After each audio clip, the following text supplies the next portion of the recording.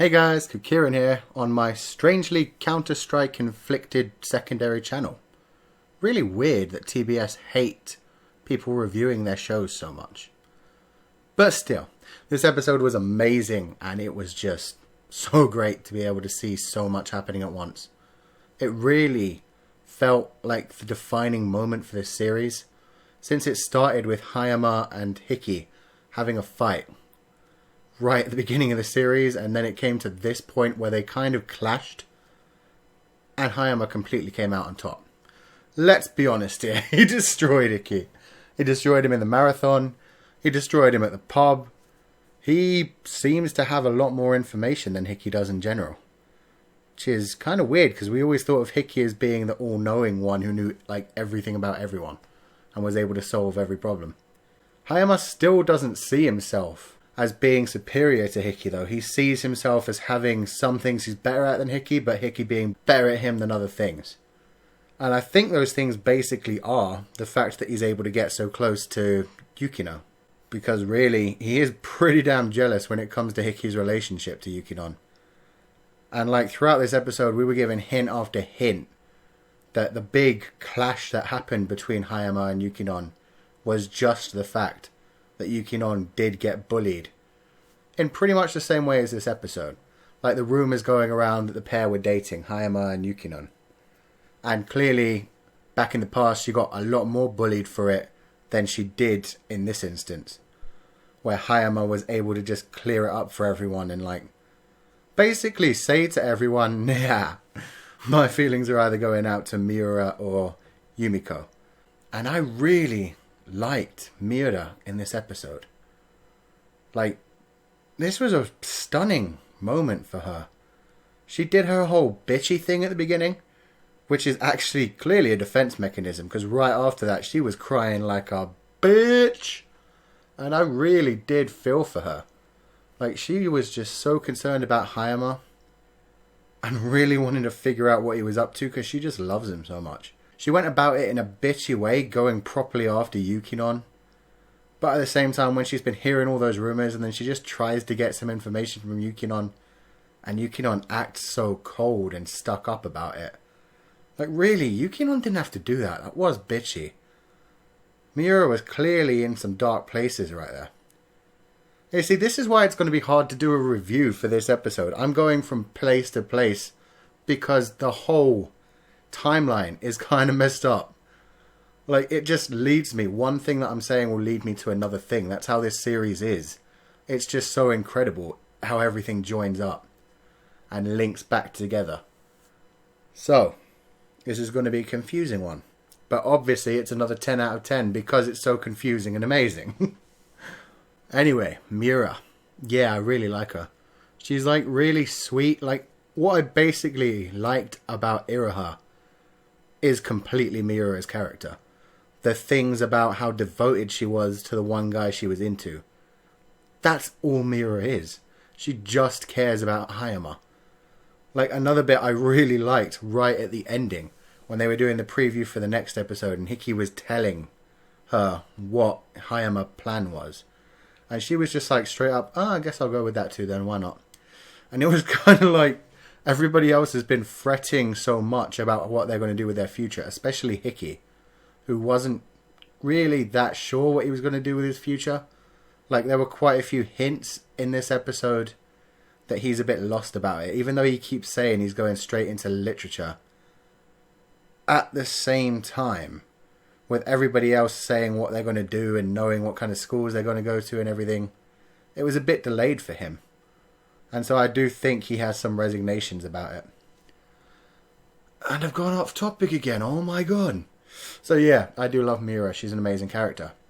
And I only got to Miura from Hayato, and I haven't finished talking about Hayato.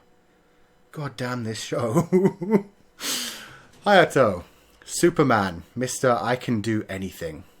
And he really can.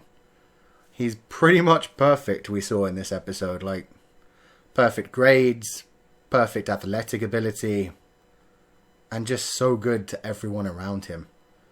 Even if it means that he has to hurt some people to meet expectations, that's what he'll do. The one person that he doesn't try to meet expectations with is Hikki, with Hikki, he's able to be himself a little bit more. Not completely. He still has the facade on, but he does let it down a little bit and get to show some of his dark side and some of his actual thoughts. Which is good. Hayato needs that. Otherwise, he wouldn't know who he was. He'd just constantly have the facade of Hayato Hayama on. And basically in this episode, he went through his whole growth arc, where after doing a long talk with Hikki and telling him, I hate you, which was an awesome moment. Like, really felt like Batman and Superman right there saying, I hate you, but I respect you. You're awesome. That's why I hate you. We're too different. And the pair of them just being like, yep, we hate each other, but we're bras. It was so cool. Such a little bromance there. Distractions. God damn it. Yeah, he went through his whole growth arc in this episode. He basically went from being the character who felt he had to conform to everyone's expectations to being basically the same character, because he decided for himself now that he wants to conform to everyone's expectations, which is a weird way to look at things. Like, his decision is to go ahead and be what everyone wants him to be anyway. He said he didn't really have a choice in the matter anyway, so it wasn't his decision. And that's why he wouldn't tell anyone else what decision he was going for. He didn't really make the decision. And he didn't want anyone else to be swayed by his decision, which was already made for him. Simply because he didn't actually get to make a decision. That's just who he is. That's who Hayama Hayato is. He conforms to everybody else's wishes. And that is crazy. I feel bad for the guy. Despite being surrounded by friends, he doesn't get to have his own life. Kind of messed up. I did like, during the run, Hikki really got to him by saying, oh, Mira's really convenient, isn't she, to keep other girls away? That really hit Hayama. Like, that is his dark side right there. The fact that he is using Mira to keep other girls away from him and to keep himself single. She's basically like a beard, but for a straight, we're assuming a straight dude. And I think he is straight because I do think he's into Yukinon. Based on how much he hates Hikki, I do think he still has feelings for Yukinon.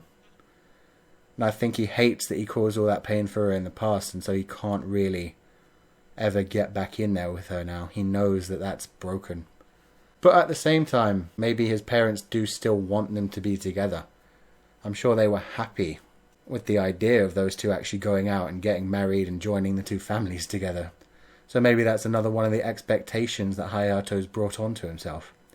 Maybe now he's really going to start going for Yukinon and trying to win her back. That could be a really interesting turn. If thanks to Hikki giving him his growth arc and making him choose to conform to everyone's expectations, now he's become one of Hikki's rivals for Yukinon. That would be awesome. Hikki and Yukinon did have some awesome moments in this episode as well. Like, there was just a lot of Yukinon kind of being really adult and mature. When she talked with Hayama about the past and they were just so cool about everything, it was like they were an old married, like an old divorced couple kind of thing. And they just kind of each said, oh, it's cool. We had our bad times, we had our good times. We got history, that's that. Hikki was standing there all quietly like, this is awkward. And then there was that awesome scene in the nurse's office where they were just kind of doing their normal thing of Yukinon really taking the piss out of Hikki and Hikki just kind of taking it and laughing it off because he knows it's just friends being friends, really. It was so cute. And the way she was taking care of him, giving him the antiseptic and tying up the bandage.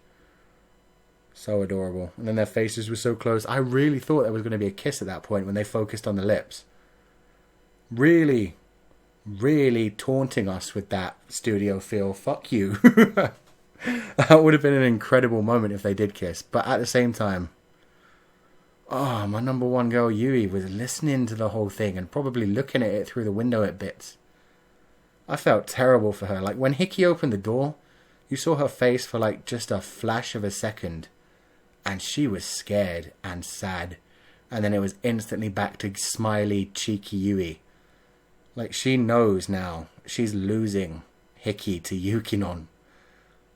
And she's not exactly going to fight back either, because she loves Yukinon. And That's kind of horrible, because I love Yui, and it's just so sad for her. But she's not, like, trying to get in their way at all either. She's letting Yukinon have her chance with Hikki, as well as her doing her own thing to try and get Hikki. And that's sweet between the two girls. They both know that they're both in love with Hikki, but neither one of them is stopping the other one from making moves on him. They're just kind of waiting to see who will actually win. And I think at this point, Yui has kind of figured out Yukinon's doing a better job than her. Horrible as that is for the poor girl. So, incredible episode. I loved so much about it. Totsuka finally made a recovery, like a return to the show. And yeah, the very cool thing of actually being relied on by Hikki, which is pretty much what he's always wanted. The moment when Hikki said, I guess I am kind of relying on you, and he puffed up his chest and looked so heroic, he was like, yeah, that's what I wanted to hear. So he's a cool character too, even though he's barely in it, and his main thing is just that he looks like a cute girl, which Hikki likes. Still fun. So how do I really sum up episode 11 of Oregairu? I guess all I can say is Batman and Superman had a fight. Both of them ended up respecting each other at the end of it and walking away smiling. And yeah, that's the best way I can describe it. Hikki and Hayato's moments together are always incredible in this show. The fact that the whole episode was basically that was always going to be perfect for me. There was just so much emotion in it between the two, and I loved it. So, again, another 10 out of 10 episode. I can't tell what's coming in the next few episodes. After all of this kind of emotional roller coaster has been solved, and the fact we have 2 episodes left, all that I can guess is that there's going to be some sort of fallout between Yui and Yukinon. Mainly because of the end of the opening where the pair walk away from each other, and the fact that Yui, as I said, has kind of noticed now she's losing to Yukinon. There's going to be some kind of breaking point there where Yui and Yukinon can't stand fighting each other over Hikki anymore. And that's going to really hurt the shit out of me, because, as I said, I love Yui throughout this, like, number one waifu right there. But at the same time, Yukinon is an amazing character too. And so seeing those two have a big fight, if they do have a big fight, that is going to tear me to pieces. Even more than when Hikki was crying. Even more than when Yukinon started to turn down the request and then she started to cry. If those two have a big, proper fight over Hikki, I'm going to be pretty shattered. But I will wait to see what goes on in the next few episodes before I start, like, proclaiming the fact that Hikki should have damn well chosen Yui already. So, 10 out of 10 episode. In the comments below, definitely let me know what you guys thought about everything. Everything. Do you guys like Mira as much as I do? Or am I just weird and... I don't know. Maybe I'm just baffled because I do like blondes. And in general, how awesome was the Hayato and Hikki scenes? Like, all of them. Incredible. Also, the fact that they were at a British pub. That was a really, really common-looking British pub. Like, I live in Britain. That was a serious-looking pub. Like, realistic, down to the tea, down to the bar, down to the old wood furnishings. The fact that a bunch of high school kids were in there is a bit concerning. But I'm not going to blow it out of proportion. They can have their fun for one day before they get arrested, because Japan's a bit insane about drinking ages. So, like if you enjoyed this review, and subscribe if you haven't already to see more. I will see you guys next time. Oh, a quick PS here. What I'm thinking of doing, since their main Kukulin account should be in good standing by the end of this series, I'm thinking of doing like a Google Hangout live kind of thing.